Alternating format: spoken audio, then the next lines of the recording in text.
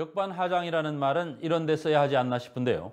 조작된 간첩 증거를 법정에 제출한 검사들을 무혐의 처분했던 검찰이 민변 소속 7명 변호사들에 대해 대한변협에 징계를 요청했습니다.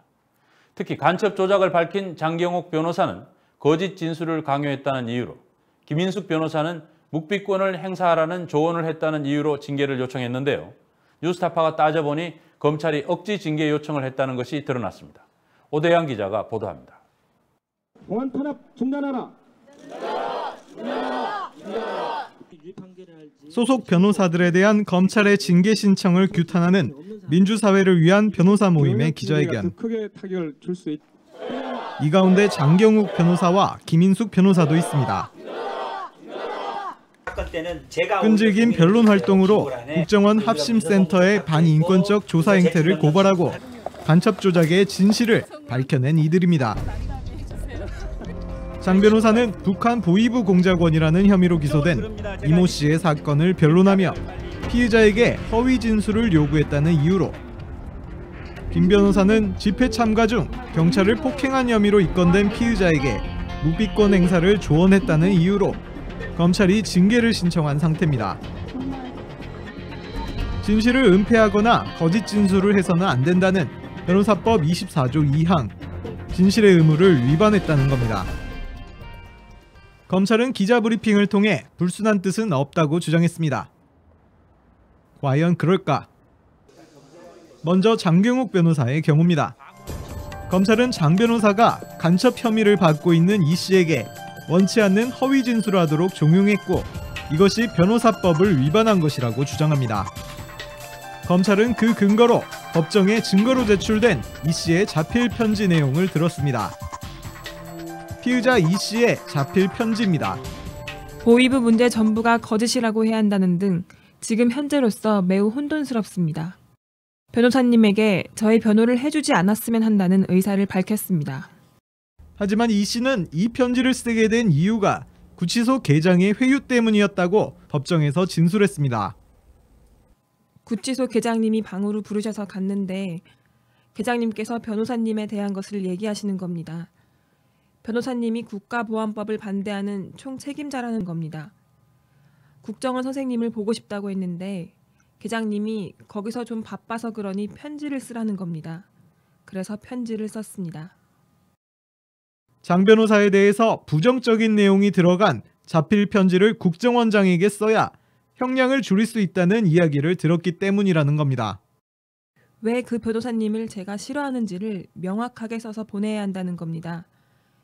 변호사님이 전에 공안 사건을 했는데 7년 받은 사람이 있다면서 잘 생각해보라고 했습니다. 공판 조서에도 명백히 나오는 이 사실을 검찰이 몰랐을 리는 없습니다. 그런데도 검찰은 장 변호사가 이 씨에게 허위 사실을 진술하도록 종용했다고 주장하고 있는 겁니다. 저에 대한 인터넷 자료를 보여주면서 이분 변론을 계속 하게 되면 누가 속였는지 모르지만 하게 되면 형량도 올라가고 너 지금 큰일 났다 이런 식으로 하면 그럼 어떻게 해야 되냐니까 그럼 국정원에다가 빨리 국정원 쪽에 그래도 이렇게 전향서도 쓰고 이렇게 네. 편지를 보내야 그래서 거기서 가르쳐준 대로 시킨 대로 써서 냈다라는 거잖아요. 네. 저를 죽이려는 느낌이 들더래요. 자기가 아무리 양심이 없더라도 남한테 피해는 줘서는 안 되잖아요. 김인숙 변호사에 대한 검찰의 징계 신청도 억지라는 지적이 나옵니다. 검찰은 김 변호사가 피의자의 자백을 만류하면서까지 진술 거부권을 요구한 것은 도를 넘은 행위라고 주장합니다. 하지만 헌법에서 보장한 피의자의 권리인 진술 거부권을 피의자에게 알렸다는 이유로 징계를 신청한 것 자체가 초법적 발상이라는 지적입니다.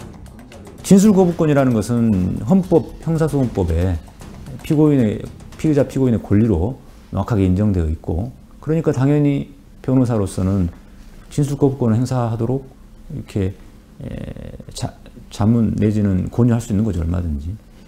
그래서 이 김인숙 변호사 사건은 징계 개시 신청서 자체만으로도 이미 이거는 사유가 안 되는 명백한 그 남용, 징계 개시 신청권의 남용이다. 강요가 있었다는 검찰의 설명도 사실과 달랐습니다. 김 변호사의 변호를 받았던 당사자인 진모 씨는 취재진을 만나 진술 거부권이 강요됐다는 검찰의 주장은 터무니없다는 반응을 보였습니다.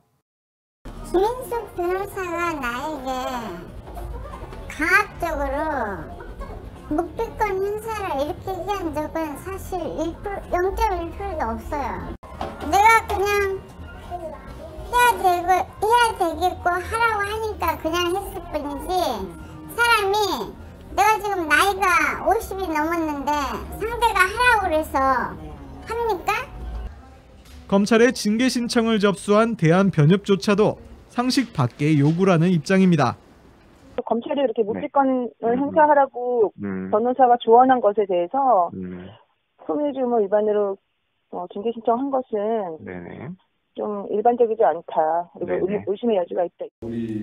이처럼 사실관계에 대한 왜곡과 억지 주장까지 불사하며 징계 신청을 강행한 검찰.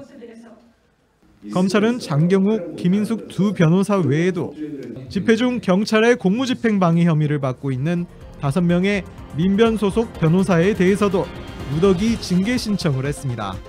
주로 횡령 사기 사건에 연루된 변호사들을 대상으로 했던 검찰의 징계 신청이 공안 사건이나 인권 보호를 위해 변론 활동을 펼쳐온 민변 변호사들에게 이뤄진 것은 이례적입니다. 결국 민변 소속의 변호사들이 변호한 간첩 조작 사건에 대해 잇따라 무죄 판결이 나오자 검찰이 치졸한 보복전에 나선 게 아니냐는 비판이 나오고 있습니다. 뉴스타파 오대양입니다.